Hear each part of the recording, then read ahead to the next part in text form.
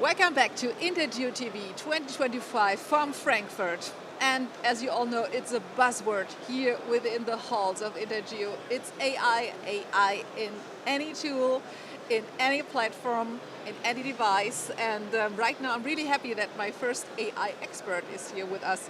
Welcome, Johannes Mountz, Vice President AI at Hexagon. Hi Johannes, how are you doing? Hi Denise, doing well. How about you? Very good, very good. Everything is so buzzing and crowdy here. It's fantastic. I love it. Indeed, it's really insightful times and fast-moving times. Absolutely, yeah. And let's dive into your topic. Artificial intelligence is transforming industries everywhere, of course, as well as the geospatial industry. How is AI changing the world of geodesy and surveying so far? Well, in general, we see a big impact of AI in the world. In particular, geodesy is not excluded from that by any means. It's actually the opposite way. We see quite some positive impact from the use of AI in the field with standard tools that each and every one of us nowadays uses, the generative assistants that you may think of.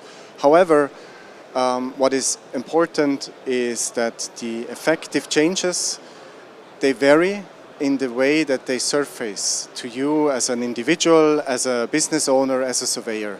Some of them happen in the back, very subtle, and you don't even notice them, but you just know things are taken care of. Others, you get prompted or asked to confirm, to assure, and others, you just see you are able to do things now that you haven't been able to do in the past. So It varies quite broadly, I should say, but it's steadily moving ahead. Absolutely, and it seems that it happens in the background, and that makes it so powerful, because it really works nearly automatical in so many devices and things we use in our everyday life.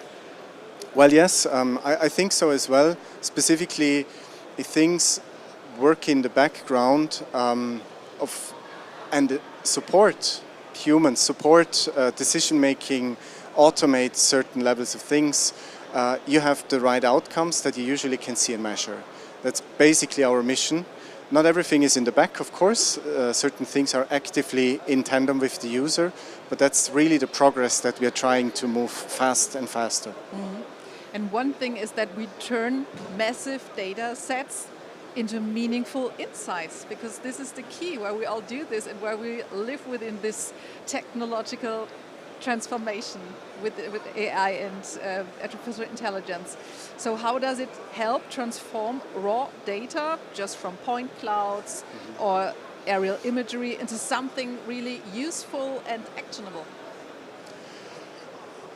There is a broad field of application of AI, specifically in the area where you have a lot of data, such as aerial capture, Earth observation data, reality capture data.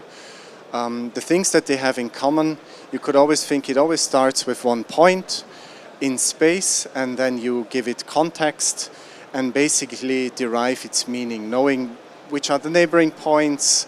Is it part of a desk? Is it part of a bottle? Is it part of a land cover class? Or does it belong to a specific reference coordinate?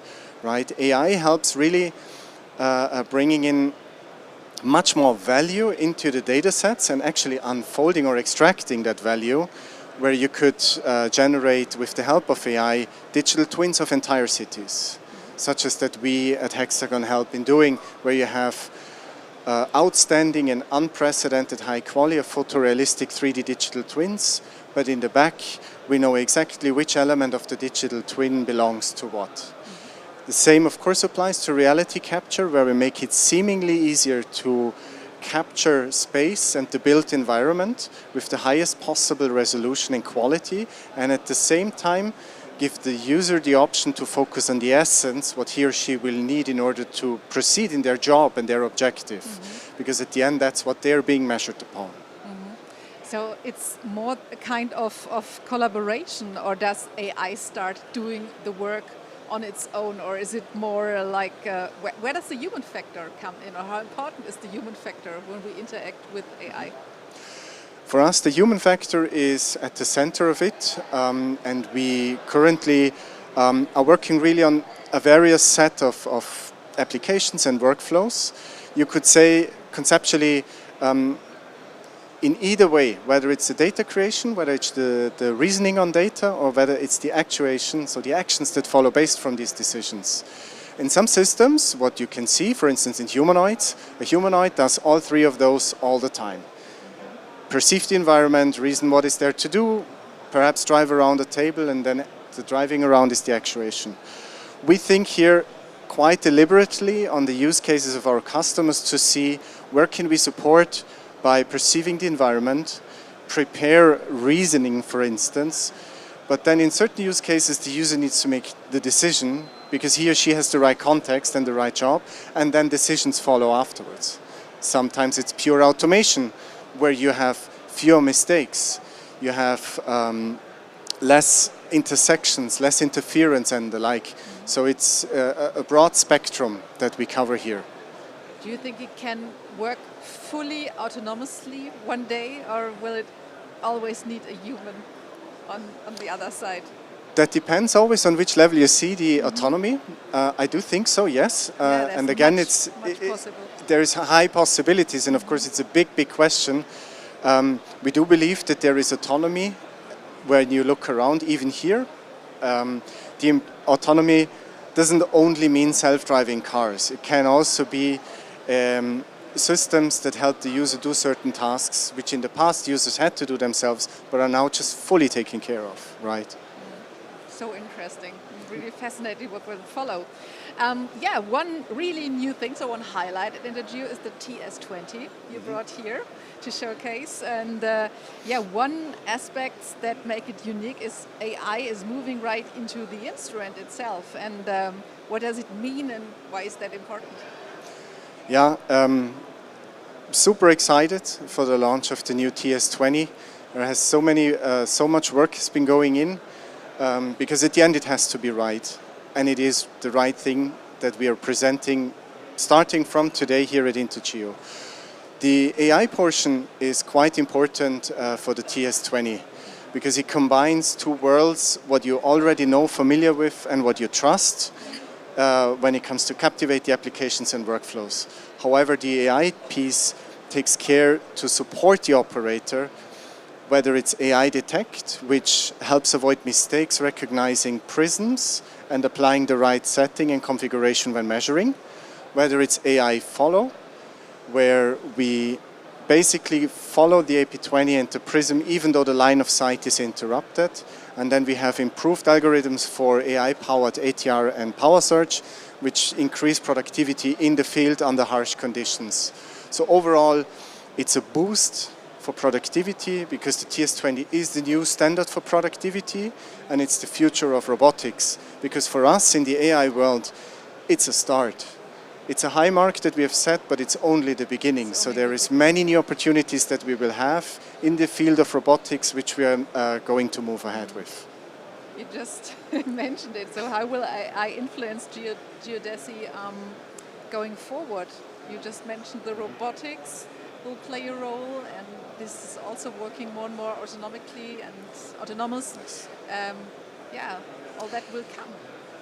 I think what the industry is in general benefiting from is the massive investments into AI, since the large companies have kind of started to build up business models and getting traction and getting reinvestments into the development of these core technology pieces.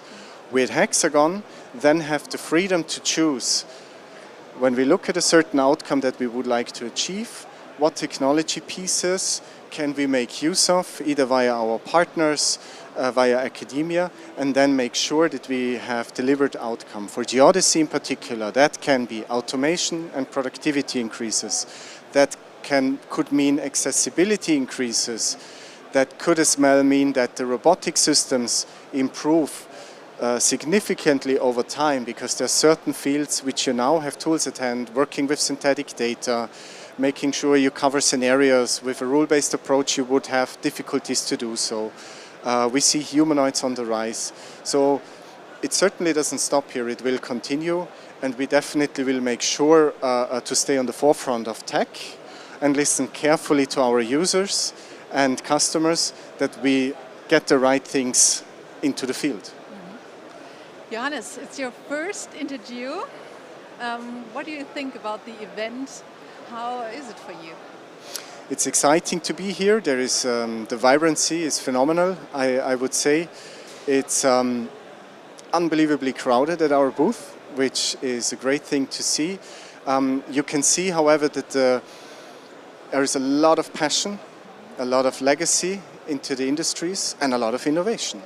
So it's really kind of at the intersection of these three things where I think this excites me the most. Depending on which area you are in this hall, yeah, exciting. Absolutely. Thank you very much for joining us here in INTERGEO TV and enjoy the show.